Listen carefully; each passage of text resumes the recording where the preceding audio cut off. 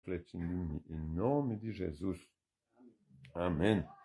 Então vamos ler capítulo 18 de Mateus, hein? Eu vou ler.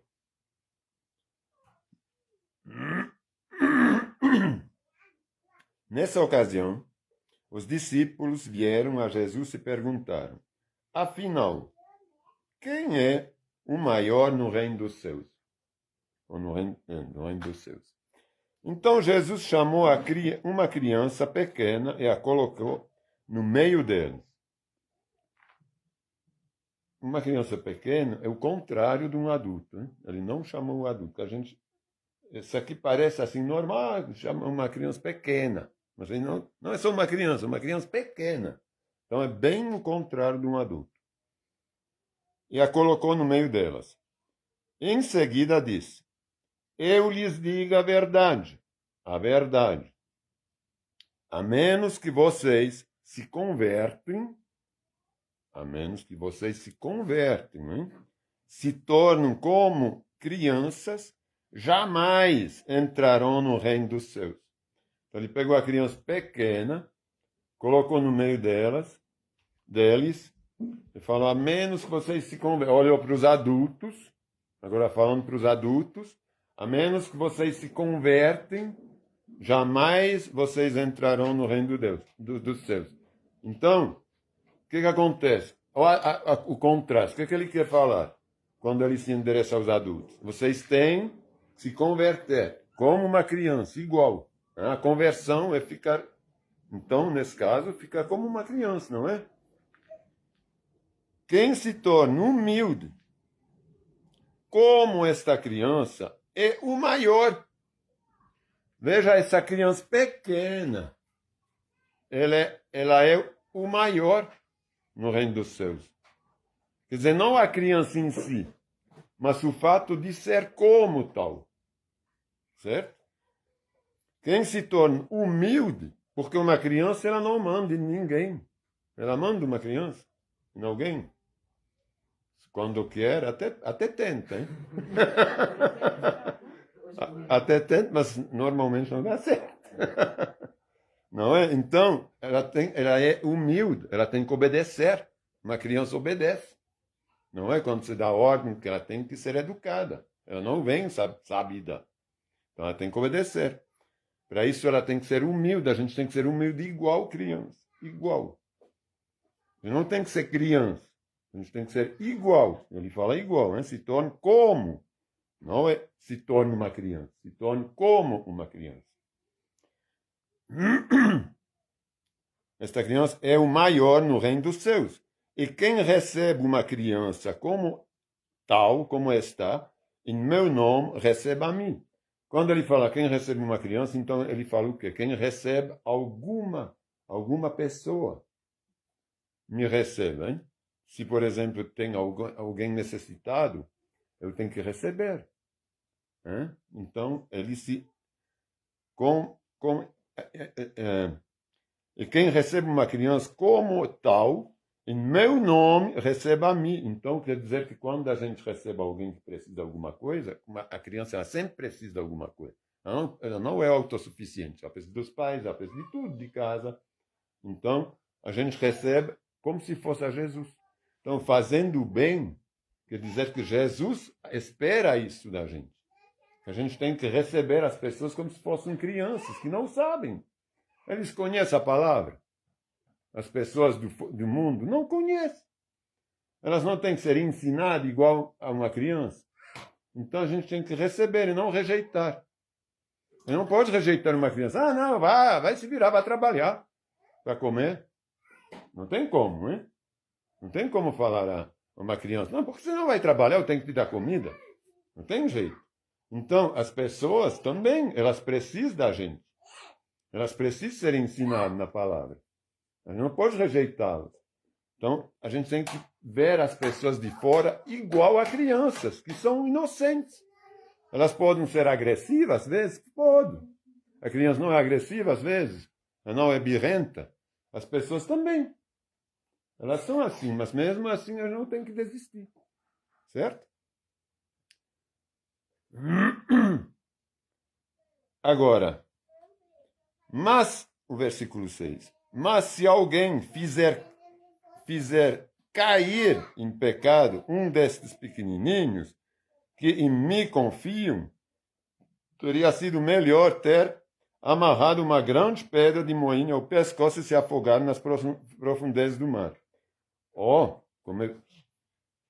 Esse aqui falando, por exemplo, dos falsos discípulos, falsos pastores. A gente é criança, hein? Todos nós somos ensinados por Jesus. Precisamos ser ensinados, não é? A gente não nasce com a palavra.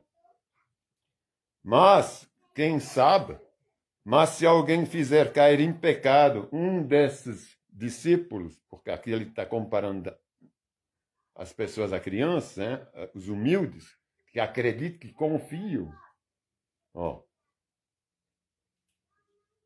Esse aqui é muito forte.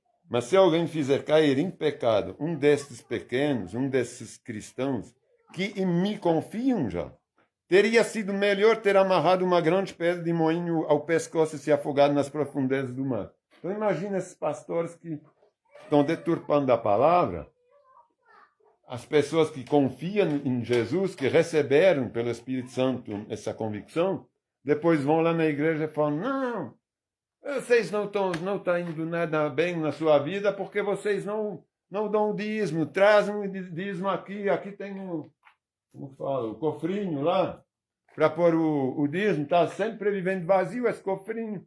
Claro, vocês estão roubando a Deus.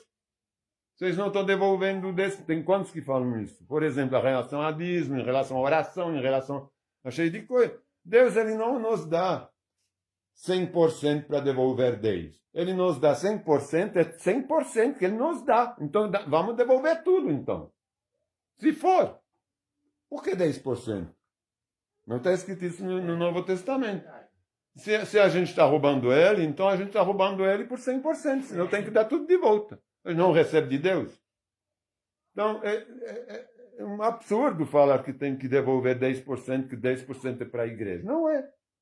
Não é. São ministérios gratuitos na igreja. Se alguém tem um dom de cura, ele não tem que receber 10% da igreja para curar. Ele tem que curar de graça. Impor as mãos é orar de graça. Jesus uma vez recebeu alguma coisa em troca, por acaso? Ou algum discípulo, apóstolo, uma vez recebeu uma moeda para fazer uma oração, para prometer umas coisas? Isso não existe. São ministérios é de graça. Se Jesus nos deu, a gente tem que dar, não é? Então, se alguém faz cair... Então, quantas pessoas se decepcionam nas igrejas por causa disso, que a gente não encontra no Novo Testamento, que a gente vive a nova aliança da graça? Quantas pessoas caem e saem das comunidades e são decepcionadas? Então é isso, hein? Mas se alguém fizer cair em pecado, um desses pequenos, que em mim confio. Teria sido melhor ter amarrado uma grande pedra de moinho ao pescoço e se afogado nas profundezas do mar. Quanto sofrimento haverá? Quanto sofrimento, veja bem, haverá no mundo por causa das tentações para o pecado. Quanto sofrimento haverá no mundo? E quantas pessoas, é verdade isso, quantas pessoas sofrem dentro do mundo por causa do pecado? Por causa que elas são atraídas por essas coisas do mundo? E sofrem, mas sofrem mesmo. Por causa das tentações para o pecado, ainda que elas sejam inevitáveis, aquele que as provoca terá sofrimento ainda maior. Então imagine, a gente não percebe isso no dia a dia, hein? Mas quando a gente lê a palavra, tal que está escrito, que a gente não lê por cima, a gente vê que todos esses sofrimentos que tem no mundo, tem muita gente que ganancioso, que se aproveita, hein? Que lucra em cima do outro. Pense num agiota. Tem agiotas que até matam, né, quando não devolvem dinheiro. Ou ameaçam, sei lá o quê. Mas é terrível isso. Então, imagina que um agiota vai sofrer. Porque está escrito aqui, ó. É inevitável no mundo ter essas coisas.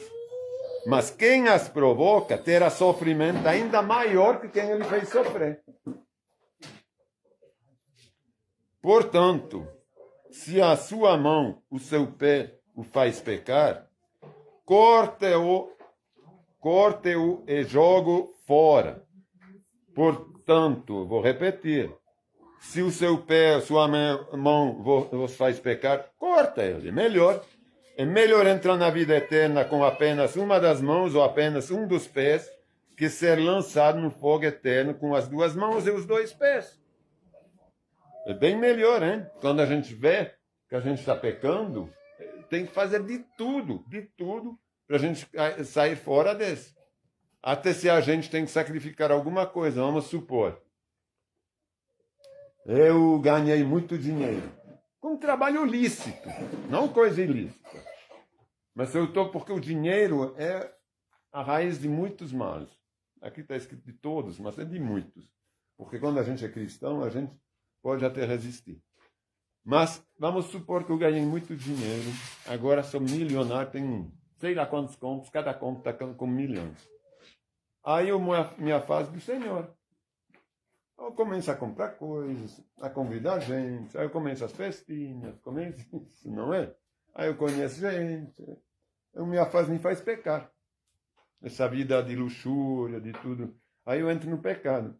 O que é melhor? É muito melhor não cortar a minha mão, minha língua. É melhor eu pegar todo esse dinheiro que eu tenho nas contas e distribuir para os pobres. Aí eu vou parar de pecar, porque não vou ter mais dinheiro para fazer festinha, para pagar ninguém.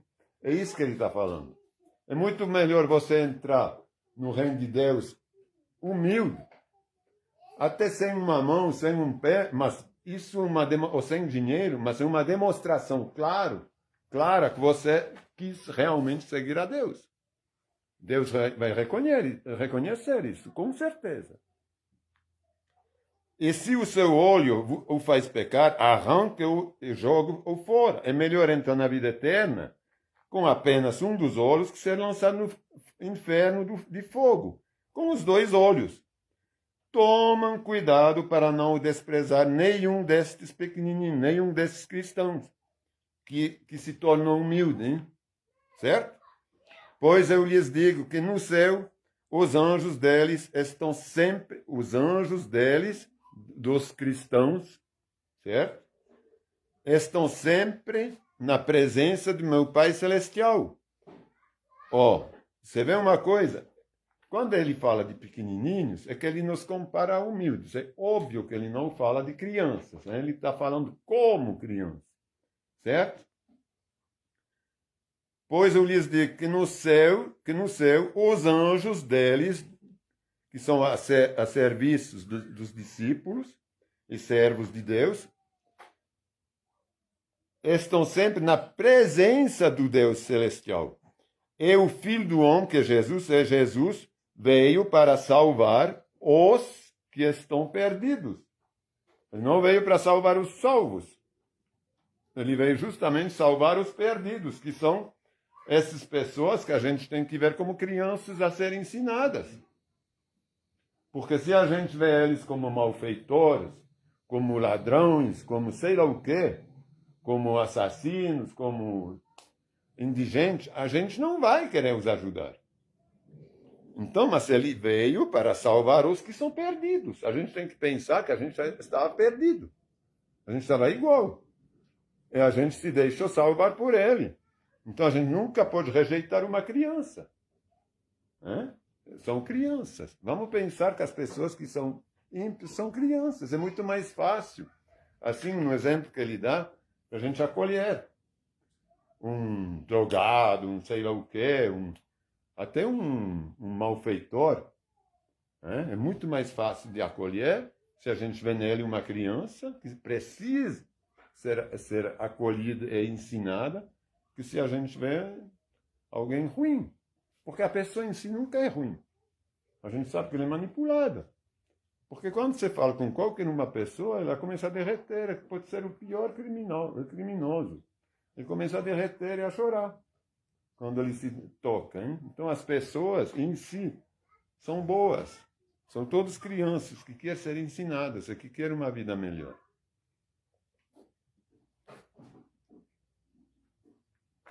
Agora, no 12, a parábola que eu tenho um subtítulo, a parábola da ovelha perdida.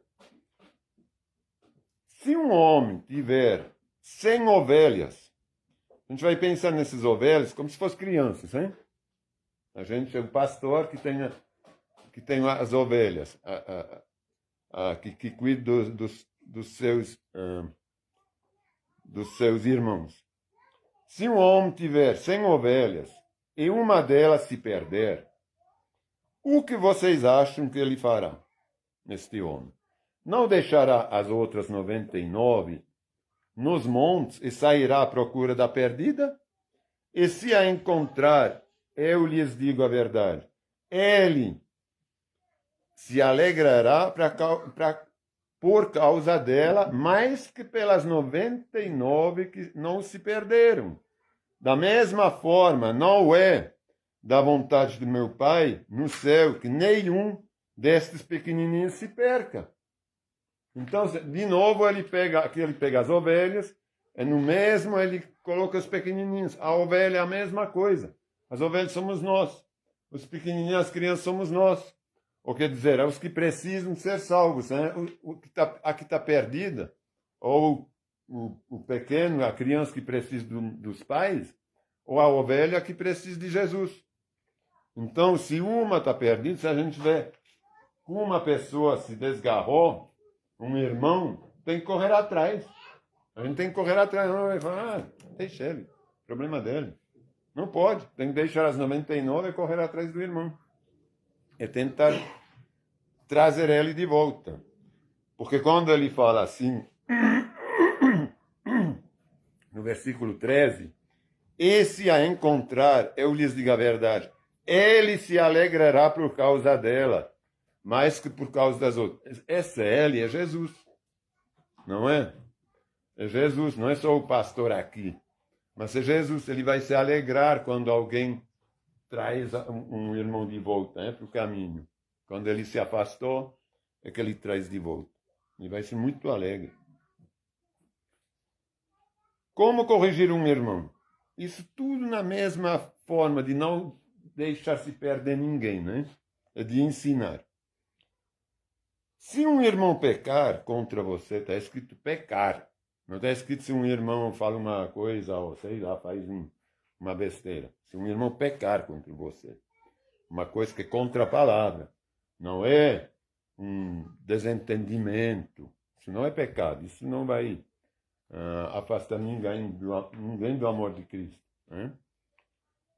Mas se um irmão pecar contra você, fale com ele em particular e chame-lhe a atenção para o erro.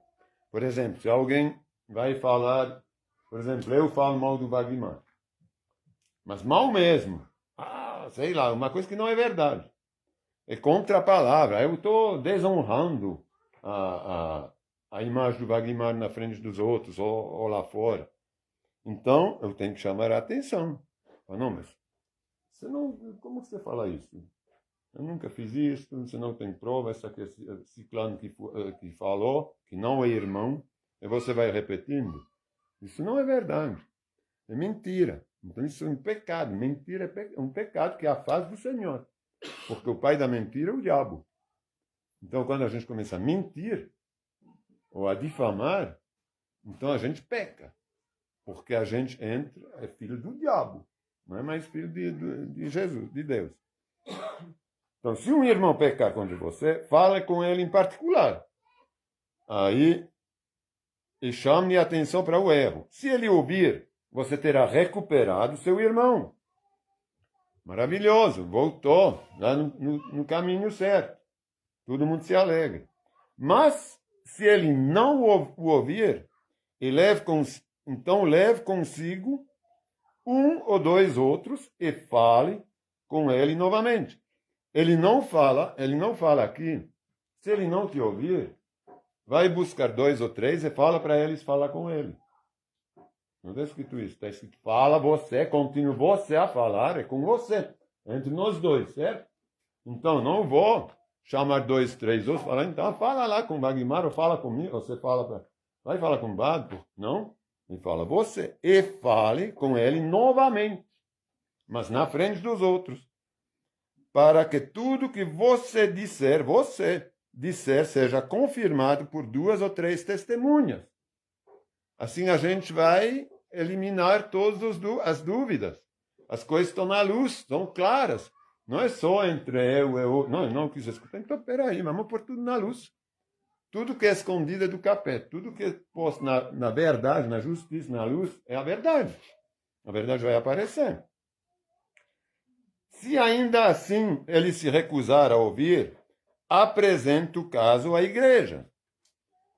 Então, se ele não aceitar nem mesmo a decisão da igreja, trata-o como gentil ou como cobrador de imposto.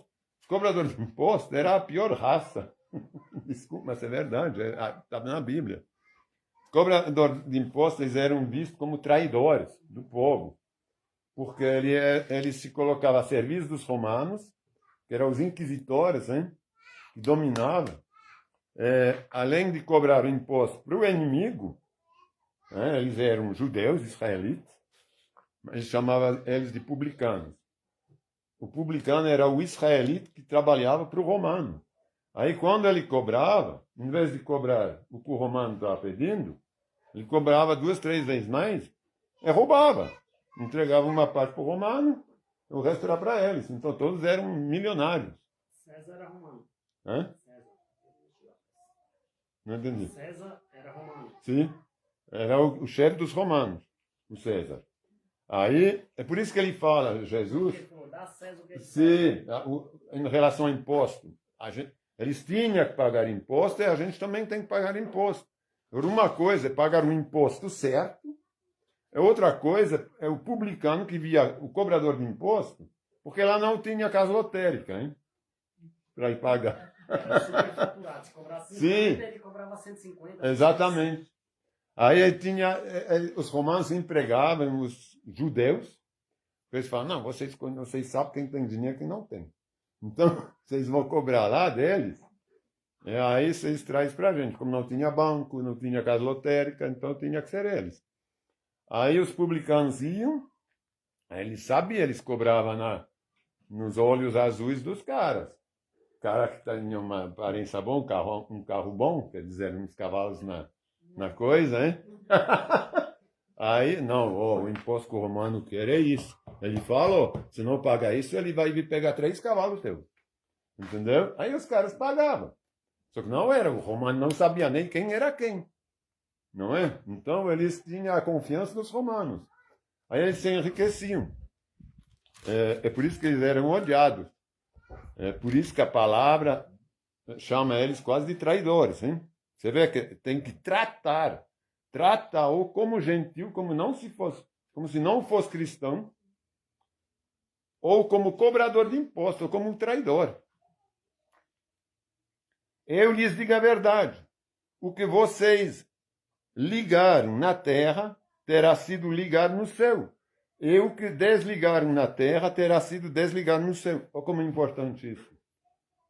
Se a igreja decidiu desligar esse irmão da igreja, que é o corpo de Cristo, quando a gente fala de igreja, a gente nunca fala de templo, hein? Quando ele é desligado do corpo de Cristo, da igreja, ele é desligado do corpo de Cristo, celestialmente, espiritualmente. E falou que vocês desligar aqui, vai estar desligado lá. O que vocês ligam aqui, quando a pessoa se converte, que a gente ora, batiza, é ligado lá. Mas o contrário também. Certo? Está desligado lá, acabou. É por isso que é muito importante não mentir a Deus. Ananias e Safira morreram na hora, quando mentiram para o Espírito Santo. Mas na hora, pá, mentiu, acabou. Então, aqui quer dizer, é a mesma coisa. O que vocês desligaram aqui, vai estar desligado lá, acabou, morreu. Vai ter a morte eterna. Vai ser, é como ele falou antes, é melhor entrar no céu sem um olho, ou sem um pé, sem uma mão, ou sem dinheiro, sem o que nos faz cair, mas entrar no céu não ser jogado com dinheiro, com os olhos, com as mãos, no inferno. Hein? Não é? Também lhes digo, no versículo 19, hein? Também lhes digo que se 2 de vocês concordam aqui na terra a respeito de qualquer coisa que pediram, meu Pai no céu no céu vou ter que virar a página, os atenderá. Qualquer coisa, mas quando são dois, então o que dois cristãos vão pedir? Por isso que ele fala, não um só, não o coração de um só, é dois. É dois ou três, é dois. Porque dois cristãos, um vai falar, não, peraí, essa aqui não pode pedir não. Isso não é de Deus, não. Então é por isso que são dois. Porque um exorta o outro, um encoraja o outro, né? Sempre. Deus os atenderá. Pois onde dois ou três se reúnem em meu nome, eu estou no meio deles. Então aqui Jesus está no nosso meio. Agora eu vou falar uma coisa aqui. É estranho, né? Porque está escrito, pois onde dois ou três. Não está escrito onde 2.000 ou 3.000 se reúnem. Não precisa ser 1.000 pessoas para Deus falar, não, aqui vale a pena eu der certo. Ele está no meio deles. Porque eles são 100, são 1.000, são 10.000. Aí sim eu vou atender. Como a gente tivesse esses correntes de oração, não tem esses correntes de oração? Vamos orar toda a nação, vamos orar dos 6 da manhã até 10 da noite, sei lá, 24 horas, sem parar, não quebra a corrente. Porque senão Deus não vai estar mais no meio. Isso aqui é mentira grotesca, hein? Corrente de oração não tem vez nenhuma. Isso aqui não existe. Ele está falando, pois onde 2 ou 3 se reúnem em meu nome, estou no meio deles. Pronto, acabou. Então não são as multidões que fazem a lei. É a pureza do coração. Tem 2 cristãos, 3 cristãos, 10, 15, ou 1.000, mas que tem um coração puro, não precisam ser 1.000. Não precisa de corrente de oração, não. Porque Deus ele não gosta dessas coisas repetitivas. Se um já pediu, o outro pede, outro pede. É 1.000.000 estão pedindo a mesma coisa, mas deve ser um saco, não? Mas você não acha o Deus sentado lá no trono? É 1.000.000. Senhor, então. Tá bom. Como se ele não atendesse um só. Se é de coração puro, não está escrito. Vou reler logo antes. Também lhes digo que se 2 de vocês concordaram aqui na terra, não lá sei lá onde, a respeito de qualquer coisa que pediram, meu pai, 2, né? 2, meu Pai no céu os atenderá. Não precisa de 3, nem 4, nem 1.000, nem 10.000, nem 24 horas, nem repetir 25.000 vezes. 1.000.000 de vezes, aí não é surdo, não. Certo? Pois onde 2 ou 3 se reúnem no meu nome, eu estou no meio deles. Pronto, acabou. Acabou. Que oração? Acho que eu vou continuar rapidinho aqui. Eu estou tentando fazer rápido, mas assim a gente já vai até o final. Então Pedro se aproximou de Jesus e perguntou, Senhor, quantas vezes devo perdoar alguém que peca contra mim? 7 vezes? 7 era um número bem assim, divino, sei lá, que era um número bem... Tinha um certo significado na lei deles, na tradição deles. Jesus respondeu, não 7 vezes, mas 70 vezes 7. Então, quer dizer, é o infinito. Esse número 7 é um pouco o número do infinito. Quer dizer, o Senhor não mede a quantidade dos nossos pecados, não? É quantas vezes a gente pede perdão. É infinito. Então, se Deus nos perdoa, então quem somos nós para não perdoar? Certo? Então a gente tem que perdoar. Quando pede perdão, veja bem, sempre quando ele fala quantas vezes tem que perdoar, mas quando pede perdão. Portanto, o reino dos céus pode ser comparado a um senhor que decidiu pôr em dia as contas com os servos que lhe deviam. Isso é maravilhoso, essa frase. Porque vamos imaginar o senhor que está decidindo hoje, o Serasa não faz esse negócio de...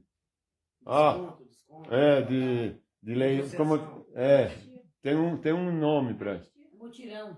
Mutirão de anistia, sei lá, umas coisas assim. Então é a mesma coisa. Como Deus aí fala, esse povo tudo pecador, eu vou pôr em dia, eu vou me pôr em dia, vou pôr eles em dia comigo. Então ele mandou o Senhor Jesus. Ele decidiu pôr em dia. Então esse Senhor ele faz isso, as contas com os servos que lhe deram. No decorrer do processo, trouxeram diante dele um servo que lhe devia 60 milhões de moeda. Não é pouca coisa não, é 60 milhões de moeda. Uma vez que o homem não tinha como pagar, o Senhor, não o Senhor Deus, o Senhor lá, a quem ele devia, ordenou que ele e sua esposa, seus filhos e a todos os seus bens fossem vendidos para quitar a dívida. Ia vender tudo, até esposa e filhos, porque na época vendia como escravo. O homem se curvou diante do Senhor e suplicou, por favor, tenha paciência comigo, eu pagarei tudo, pelo amor de Deus. Tenha paciência, não vende a minha esposa, meu filho, minha casa. No entanto, o homem se curvou diante do Senhor e suplicou, por favor, tenha paciência comigo, eu pagarei tudo. O Senhor teve compaixão dele, soltou e perdoou-lhe a dívida. Exatamente como Cristo, hein? Ele teve compaixão da gente e perdoou nossas dívidas, nossos pecados.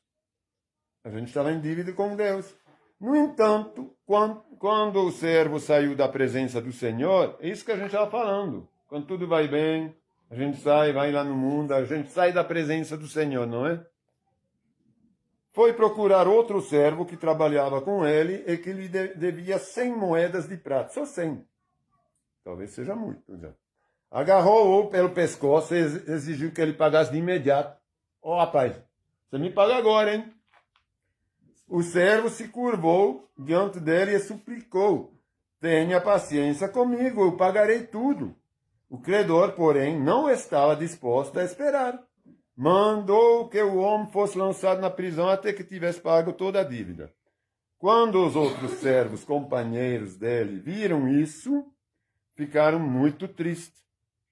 Foram ao Senhor e lhe contaram tudo que havia acontecido. Então o Senhor chamou o homem cuja dívida dele havia sido perdoada e disse, servo mau, eu perdoei sua imensa dívida, imensa, porque você me implorou. Acaso não devia ter misericórdia do seu companheiro, como tive misericórdia de você? E irado, o Senhor mandou o homem à prisão para ser torturado até que ele pagasse toda a dívida. Os 60 milhões, hein? De sei lá quanto. Assim também meu Pai Celestial fará com vocês, caso se recusem a perdoar de coração a seus irmãos. Não vai ter salvação, não. Até você pagar, vocês vão lá no inferno queimar. Eu, inclusive, se eu faço. Não somente vocês. Mas nós vamos pagar o preço do inferno se a gente acha, não, está tudo bem. Deus já me perdoou, agora eu posso viver. Tem muita gente que fala isso, né? Não, eu creio em Jesus, porque tem uma passagem, quando a gente extrai, só um versículo, que fala, quem crê e é batizado será salvo. Pronto. Então, crê. Então, mas tem um resto que fala, quem não pratica não é meu filho, não é salvo. Entendeu? Aí eles pegam só esse versículo e pronto. Então isso é uma mentira. Não basta crer, ser batizado para ser salvo, tem que praticar também. O batismo é crer que Deus, que Jesus é filho de Deus. É óbvio. É o início, mas tem tudo o resto. Certo? Então, a gente vai ficar por aqui hoje. Seja isso uma lição para a gente ser humilde, hein?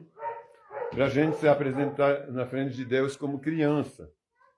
A criança ela precisa ser ensinada, para a gente nunca perder de vista que a gente somos crianças que querem ser ensinados por Deus. É preciso ser ensinados na vida cristã por Deus. Isso é importante. Ver também